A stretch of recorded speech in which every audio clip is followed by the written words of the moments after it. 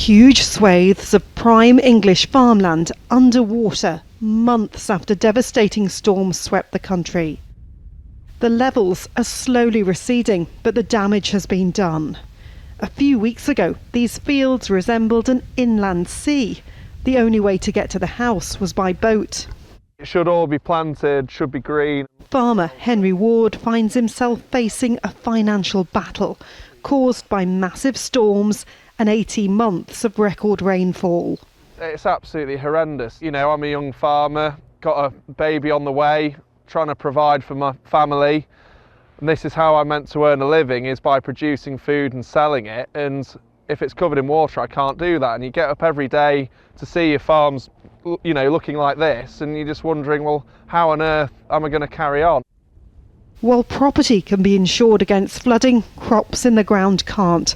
So the estimated loss of not bringing in the harvest here will run into hundreds of thousands of dollars. The soil under the water is some of the most fertile in the country, but clearly no crops will be produced from it in the next few months.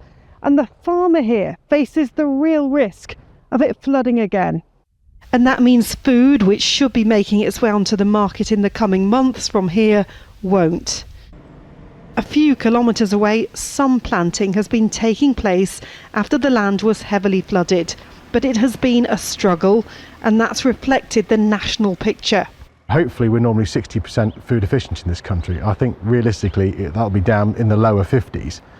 And with what's going on around the world now, we can't rely on importing all these different vegetables and everything from everywhere else. We need to be up around 70% self-sufficient to make sure we're okay.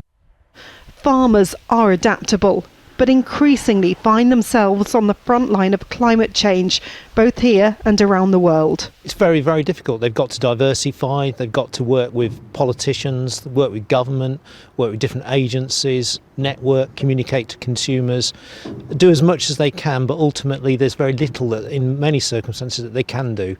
The UK government says it is supporting agriculture, but many farmers believe they need to go further. Here, they're trying to establish how to make this land viable, whatever the future brings.